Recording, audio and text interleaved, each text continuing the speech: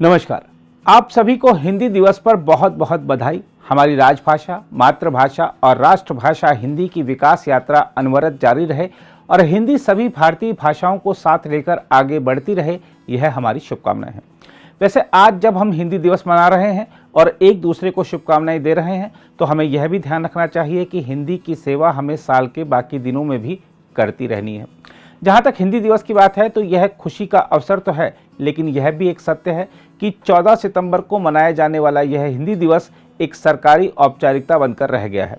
यदि भारत की विभिन्न सरकारों और जनता को सचमुच स्वभाषा का महत्व पता होता तो हिंदी की वह दुर्दशा नहीं होती जो आज भारत में है। हमें देखना चाहिए कि आज तक दुनिया का कोई भी देश यदि महाशक्तिशाली और महासंपन्न बना है तो वह स्वभाषा के माध्यम से बना है। सुरक्षा परिषद के 5वें स्थायी सदस्य अमेरिका, रूस, चीन, फ्रांस और ब्रिटेन अपने देश की शिक्षा, चिकित्सा, संसद, सरकार, अदालतों और अपने दैनिक व्यवहार में उच्चतम स्तर तक स्वभाषा का ही प्रयोग करते हैं। स्वभाषा में ही हर कार्य करने का अर्थ यह नहीं है कि विदेशी भाषाओं का प्रयोग और उपयोग करना सर्वथा अनुचित है। विदेशी भाषाओं का उपयोग अनुसंधान, कूटनीति, विदेश व्यापार आदि के लिए हम करें और जमकर करें, यह जरूरी है। लेकिन हम किसी एक विदेशी भाषा को अपना सर्वस्व बना लें और अपनी भाषाओं को उसकी दासी बना दें, यह तो ठीक नहीं है। हिंदी दिवस पर भारत की जनता और सरकार दोनों को कुछ ठोस संकल्प लेने चाहिए। भारत के सभी नागरिक यह संकल्प ले सकते हैं कि वे अपने हस्ताक्षर अपनी मातृभाषा या हिंदी में ही करेंगे। वे अंग्रेजी या किसी भी विदेशी भाषा में हस्ताक्षर नहीं करेंगे। देखा जाए तो देश के ज़्यादातर पढ़े लिखे लोग अपने दस्तखत अंग्रेजी में ही करते हैं। इसके अलावा विभिन्न शहरों के बाजारों में लगे नामपट यदि हिंदी और स्थानीय भाषाओं में लगे हों तो खरीदारों को ज़्यादा आसानी होगी, माल ज़्यादा बिकेगा। कुछ प्रांतों में स्थानीय भाषा के इस प्रावधान को कानूनी रूप दे भी दिया गया है। सारे देश के बाजारों के लिए इस तरह के नियम क्यों नहीं लागू किए जा सकते हैं? आम लोगों को चाहिए कि वे अपने परिचय पत्र भी भारतीय भाषाओं में छपवाएं। अपने निमंत्रण पत्र भी अपनी स्थानीय भाषा और हिंदी में छपवाए जा सकते हैं।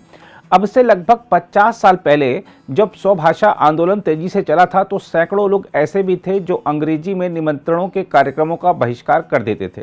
आजकल हमारी बोलचाल में, अखबारों और टीवी चैनलों में अंग्रेजी शब्दों और मुहावरों का प्रयोग भी बहुत ज़्यादा बढ़ गया है।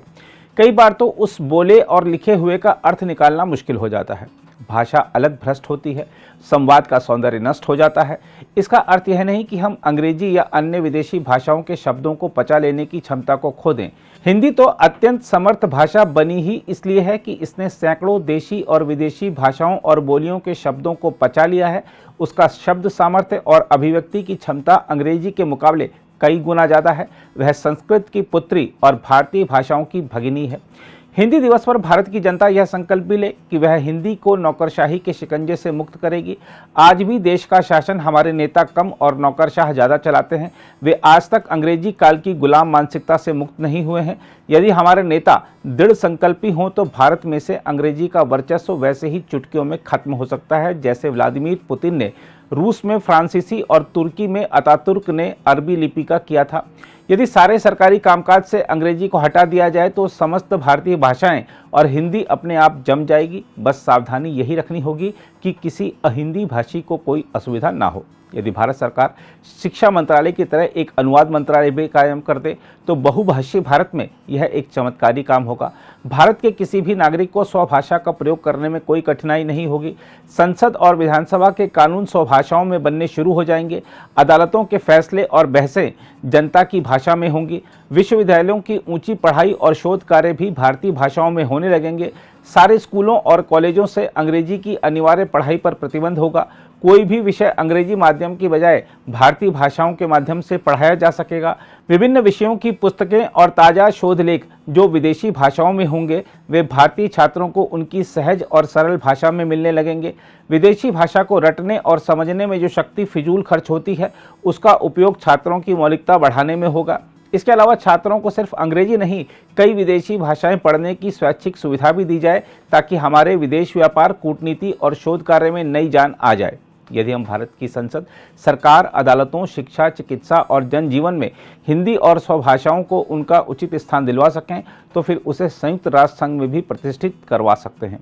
इसके अलावा यदि सरकारी नौकरियों से अंग्रेजी की अनिवार्यता हट जाए तो देश के करोड़ों गरीबों, पिछड़ों, ग्रामीणों को आगे आने के अपूर्व अवसर मिल सकेंगे। बहरहाल हर 14 सितंबर को भारत सरकार हिंदी दिवस मनाती है। नेता लोग हिंदी को लेकर अच्छे खासे भाषण भी झाड़ देते हैं, लेकिन हिंदी का ढर्रा जहां था वहीं आकर टिक जाता है। इसमें कोई दो राय नहीं कि हिंदी उन भाषाओं में शुमार है जो दुनिया में सबसे ज़्यादा बोली और समझी जाती है। महात्मा गांधी ने कहा था कि हिंदी जनमानस की भाषा है। उन्होंने इसे देश की राष्ट्रभाषा बनाने की सिफारिश भी की थी, लेकिन उनकी सलाह पर गौर नहीं किया गया, बल्कि राजभाषा को राष्ट्रभाषा बनाने का विरोध किया गया। कई ऐसे राजनीतिक दल और नेता हैं जो हिंदी विरोध पर ही अपनी राजनीति चमकाते हैं। हमें ध्यान रखना होगा कि हिंदी को सिर्फ एक दिन प्यार करने से काम नहीं चलेगा। हमें अपनी स्वभाषा का निरंतर उपयोग करते रहना होगा और इस यात्रा में हमें सभी भारतीय भाषाओं को भी सहभागी बनाना होगा, तभी सुखद परिणाम मिलेंगे। देश को एक सूत्र में जोड़ने वाली हिंदी की विकास यात्रा जारी रहे और लिए गए संकल्प सिद्धि में परिवर्तित हो सके, इसके लिए युवा पीढ़ी को अपना पूर्ण योगदान देना होगा। जिस तरह हम Valentine day, father's day, mother's day और ऐसे ही तमाम तरह के डे धूमधाम से मनाते हैं और उनसे संबंधित तस्वीरें सोशल मीडिया पर साझा करते हैं, यदि हम उसी उत्साह के साथ हिंदी दिवस भी मनाएं तो सुखद परिणाम मिलना निश्चित है।